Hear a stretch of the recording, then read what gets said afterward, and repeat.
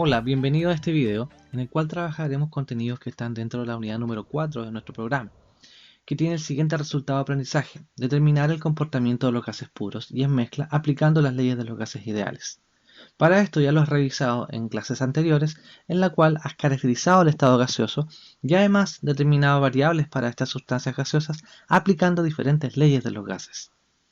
También se incluye dentro de los resultados de aprendizaje de esta unidad los siguientes ítems: determinar la relación soluto-solvente en disoluciones y explicar las variaciones de las propiedades físicas para las distintas disoluciones considerando las propiedades coligativas de las mismas.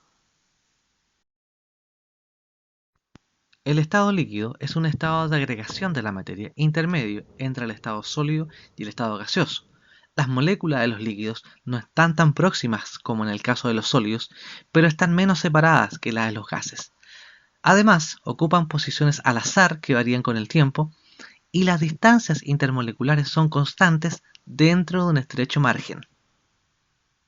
Alguna de las propiedades generales de los líquidos es el ser un estado de agregación en forma de fluido altamente incompresible, un menor desorden que en el caso de los gases, las partículas con un movimiento relativo entre sí, la forma que posee el líquido está determinada al recipiente que los contiene, y las fuerzas intermoleculares determinan varias de las propiedades de los líquidos. Propiedades como por ejemplo la tensión superficial, la presión de vapor, la temperatura de ebullición y la viscosidad.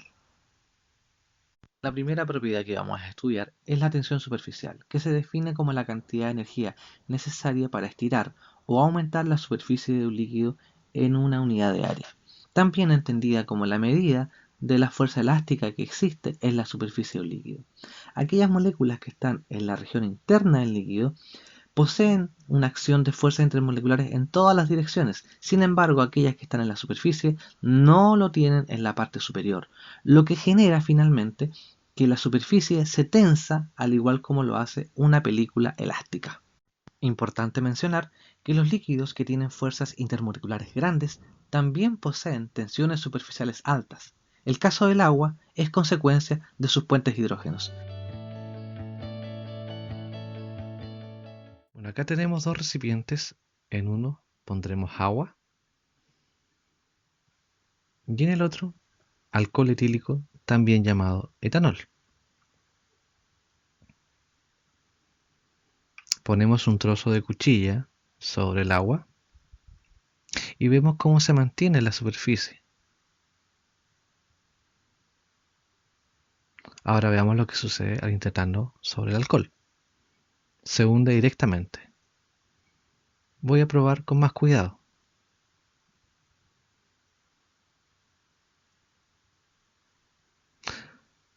Nuevamente se hunde.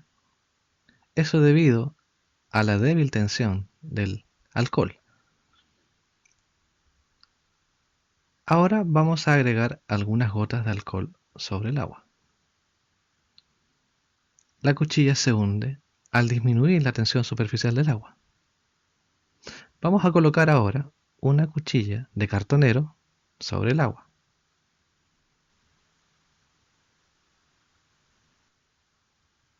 Vemos cómo esta se mantiene en la superficie. Lo mismo vamos a hacer con una aguja.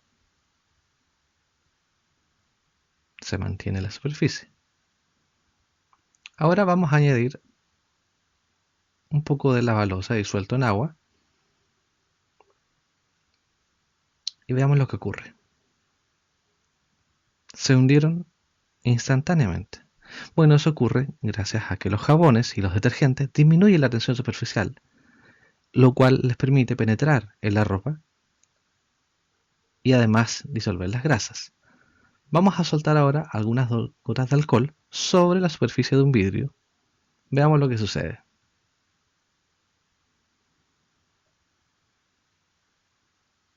Ahora vamos a hacer lo mismo pero con gotas de agua.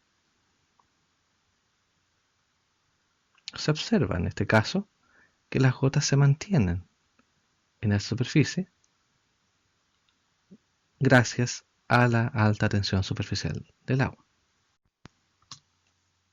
La viscosidad se define como una medida de la resistencia de los líquidos a fluir. Importante tener en cuenta que mientras más viscoso es un líquido, más lento es en su flujo. Está relacionado también acá con las fuerzas intermoleculares, que dice que a mayor fuerza intermolecular, más alta será la viscosidad.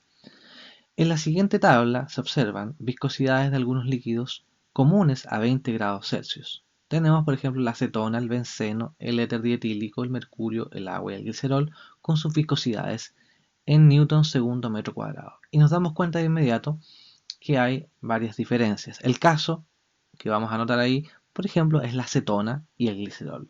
La acetona con una baja viscosidad y el glicerol con la más alta de todos. ¿Eso se debe a qué? Bueno, está indicado ahí a las fuerzas intermoleculares para cada uno. La acetona con dipolo-dipolo y el caso del glicerol con sus 3 grupos hidroxilos formando puentes hidrógeno.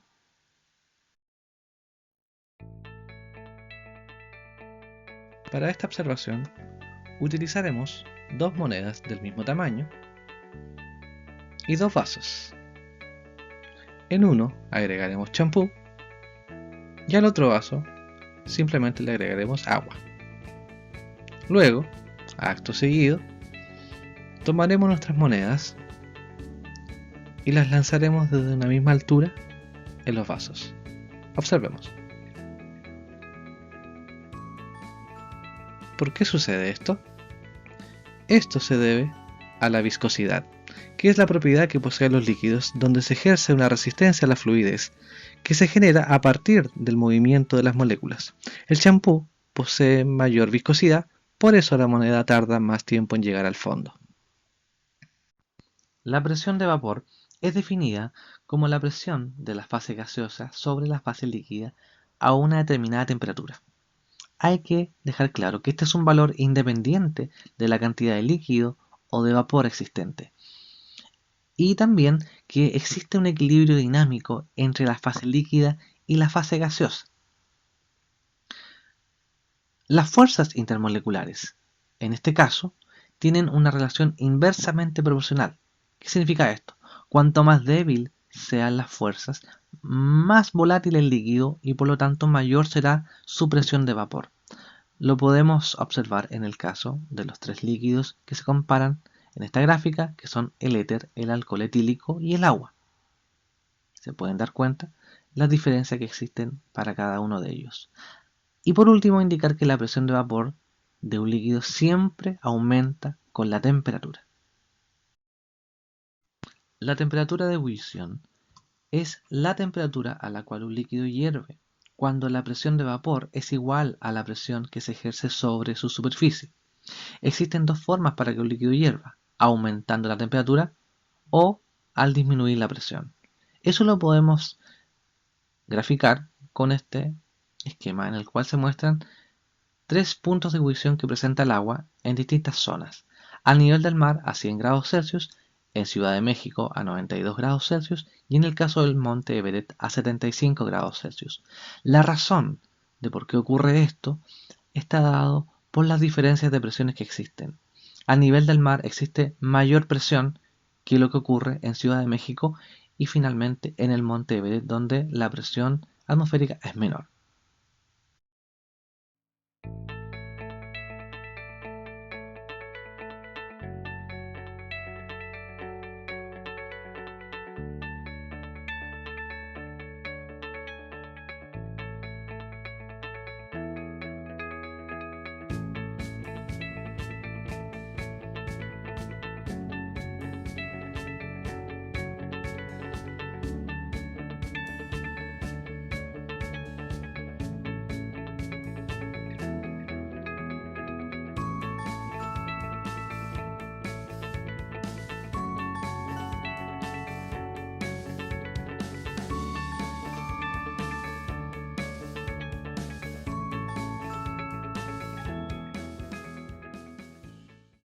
Para finalizar, mencionaremos algunas características del agua, esta sustancia única y de vital importancia para todos los seres vivos que habitan en este planeta. Algunas de las propiedades la hacen única. En este caso, por ejemplo, la posibilidad de ser un gran disolvente, disuelve a una gran cantidad de sustancias. También, como otra de las propiedades que se conocen bastante, es de ser una molécula polar. Presentar elevadas temperaturas de cambios de estado, eso significa de fusión y de ebullición. Además de poseer una característica que la hace bastante única, y es que posee una máxima densidad a los 4 grados Celsius, lo que significa, en este caso, y nos permite explicar el hecho de que el hielo, que es un sólido, ¿cierto?, pueda flotar sobre el agua líquida, y esto es la razón de que el hielo es de menor densidad, en este caso, que el agua líquida. Por eso podemos ver enormes icebergs, ¿cierto?, flotando sobre el agua. En resumen de este video, recordarles que lo que estudiamos acá fueron las propiedades de los líquidos. 4 fueron las que revisamos: tensión superficial, la viscosidad, la presión de vapor y la temperatura de ebullición. Algo muy importante, igual que no debemos dejar de lado, es la relación que tenían con las fuerzas intermoleculares. Ya mencionamos en cada uno de estos casos la relación que existía con las fuerzas intermoleculares para cada una de estas propiedades de los líquidos. Y además, anunciarles que nuestro próximo video tratará el contenido de las disoluciones líquidas. ¡Nos vemos!